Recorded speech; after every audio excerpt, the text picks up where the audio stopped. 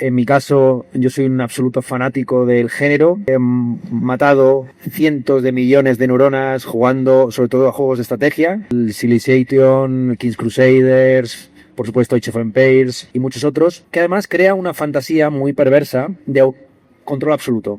En estos videojuegos de estrategia estás viendo el mundo desde el punto de vista de Dios. No es que seas ya el gobernante o el presidente de una nación, sino que eres literalmente el creador máximo que con solo ordenar que se construya un edificio, ese edificio ya está presente ante tus ojos. Como la tercera persona omnisciente del siglo XIX. Es el narrador omnisciente del siglo XIX, efectivamente, que crea simplemente con el deseo, con el concepto, con el pensamiento. Ya nos contarás qué género de los videojuegos te estimulan más a ti, creo que es otro tipo de género videojueguístico, pero podríamos empezar a reflexionar sobre este género cultural, señalando que es el género natural por excelencia en el presente. Es decir, es el género que para muchos de nosotros nos viene dado como espontáneo, como no necesitado de explicación. Esa vida, la anécdota probablemente fraudulenta de aquellos que se sentaron a la primera proyección de Lumière y viendo acercarse el tren se levantaron del asiento pensando que les iban a atropellar. Al día de hoy no pasaría nada de esto en ningún cine porque nos hemos acostumbrado a que sea natural la técnica del montaje, del plano contra plano, técnica de montaje, por cierto, como todo el mundo sabe, adaptada el folletín de Dickens. Dickens, como es sabido, en muchas de sus novelas manejaba varias narraciones en paralelo, manteniendo con cliffhangers la tensión y saltando de un punto a otro. Eso lo toma Griffith para crear la técnica que nos parece tan natural de que si un señor está mirando a la izquierda en un plano y otro a la derecha en el siguiente, están hablando entre sí. Hay una serie de mecanismos narrativos y también sinestésicos en el videojuego que se han vuelto absolutamente naturales. El uso de determinadas teclas para realizar determinadas operaciones, determinados tropos estudiados muy bien por Anita Sarkeesian, muchos de ellos extremadamente misóginos y machistas. Por ejemplo, el tropo de la chica en apuros, la dama en apuros o la mujer en el frigorífico. Básicamente que en casi todos los muchos videojuegos el personaje principal es un hombre que va en busca de una recompensa que en buena medida consiste en una mujer perdida, bien sea porque ha sido raptada, como en Zelda, bien sea porque ha sido brutalmente asesinada y por lo tanto hay como en el Conde de Montecristo, una aspiración a una venganza final. Ha habido muchas críticas a la superficialidad narrativa de los videojuegos y es verdad que si nos gustan los videojuegos nos gustan como una especie de placer culpable, en buena medida. Uno piensa la cantidad de horas que ha perdido jugando a determinados videojuegos. Podría haberse leído la serie L'Orgullo Masquad, podría haberse leído en italiano la Divina Comedia, podría haberse leído, qué sé yo, la novela del Pabellón Rojo, el clásico de la novela china. Pero bueno, el caso es que nos hemos entretenido con esta literatura o esta forma cultural que de alguna forma aspira a ser la obra de arte total. Si establecemos esa división clásica de la filosofía y la estética idealista, según la cual existen artes sucesivas y simultáneas, existen artes del espacio y del tiempo, está por un lado la pintura, la arquitectura y la escultura, artes espaciales que se pueden contemplar de un solo vistazo, frente a las artes del oído, del tiempo, que requieren de una sucesión de instantes, entre ellas la danza, la poesía y la música. Nos encontramos con el séptimo arte, que es el cine, y más allá del cine, la interconexión entre cine y deporte, que es justamente el videojuego. El videojuego introduce una interactividad muchas veces exagerada que ha convertido a este género en el inevitablemente preferido tanto por los consumidores como por la crítica.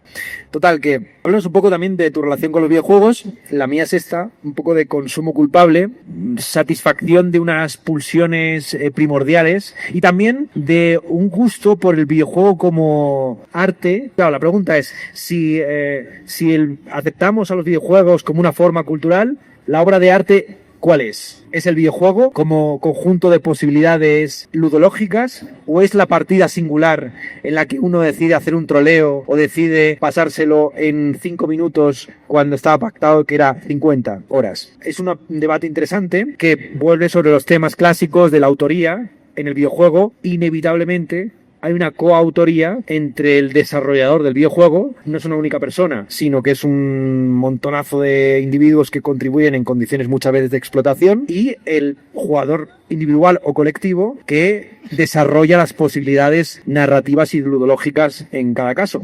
En fin, se podía hablar un largo y tendido, pero prefiero que cuentes tú también cuáles son tus videojuegos preferidos, qué influencia ha tenido en tu obra y cómo te relacionas con este género, esta rama de la industria del entretenimiento que a día de hoy supera con mucho al cine, a la televisión y no digamos ya a la literatura.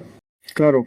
Bueno, a ver, quizás comenzaría mencionando algo que me parece a mí muy curioso, que a diferencia, por ejemplo, del cine, bueno, quizás no tanto del cine, pero de la literatura, ¿no? O de la pintura, que son géneros donde el videojuego se nutre. A diferencia de todos estos otros géneros mayores del arte, ¿no? El videojuego nace en una cultura del entretenimiento, donde no busca ser algo diferente al entretenimiento. Nace como un producto completamente ya asimilado a la industria cultural. A diferencia de la literatura, ¿no? Que nace como una obra de arte que en un primer instante pudo haber sido o constituido una resistencia, ¿no? A esa asimilación del arte y que luego es convertida en mercancía, ¿no? Y utilizada como un instrumento ideológico de afirmación de un status quo, ¿no? Entonces, o la pintura, etcétera. El videojuego ya nace dentro de esa condición de fetiche, ¿no? De mercancía como fetiche. No ha sido asimilado, sino que ya nace desde esa misma lógica. Pero lo interesante es que, a pesar de esa asimilación, ya que es algo interesante del videojuego con diferentes de otros artes como la pintura, etcétera, ¿no? El videojuego para desarrollarse necesitó la tecnología de una manera muy específica, ¿no? Es decir, las potencialidades de un videojuego están en íntima relación con las capacidades tecnológicas. Es decir, cuando a principios de los 80, quizás cuando aparece Mario Bros, ¿no? La tecnología le permitía crear, digamos, ¿no? Estos personajes, ¿no? Completamente borrosos, pixelados, etcétera, ¿no? 30 años después, la tecnología te permite, digamos, crear un personaje que son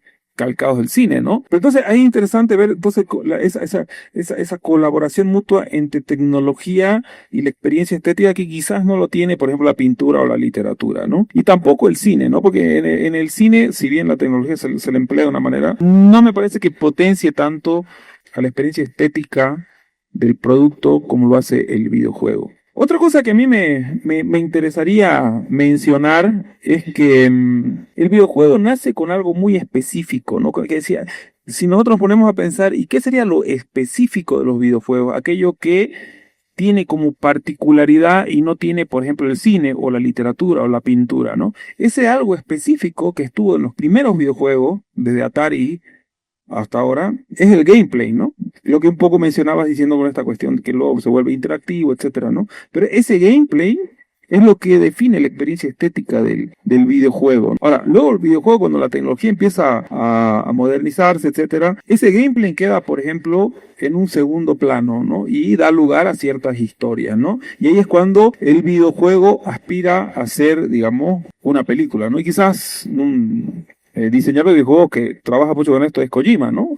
Que quiere hacer videojuegos que parezcan en realidad películas con muy poco gameplay o con poco énfasis en el gameplay y sí mucho énfasis en toda esta narrativa audiovisual. Pero a mí me parece, y aquí voy, ¿por qué me parece tan importante la obra de Miyazaki?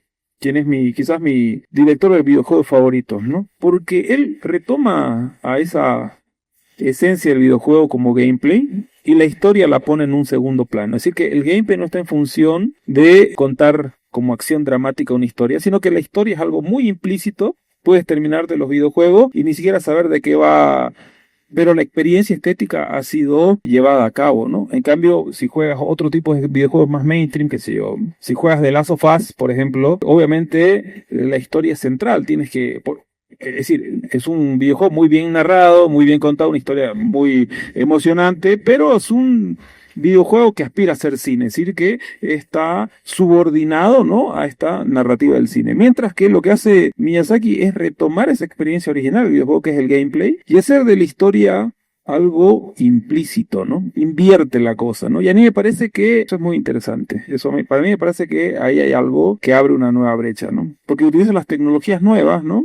Para crear estos mundos hermosísimos, ¿no? Pero hace que la historia no tape al gameplay, sino que el gameplay sea lo central. Y yo quisiera discrepar un puntito con Maximiliano. Él ha exagerado, me parece, pero creo que estamos de acuerdo, el carácter distintivo del videojuego frente a otras artes, diciendo que el videojuego nace como entretenimiento frente a la pintura y la literatura. Dependiendo del género pictórico o literario, estaría de acuerdo más o menos con esa tesis, aunque también habría que ver qué es entretenimiento. Y si la poesía en su origen, como un canto a los dioses, no es un entretenimiento, una forma de hacer algo con el tiempo, una forma de establecer una serie de rituales y de pautas sociales, y también una forma de evadirse de la prosa de la vida.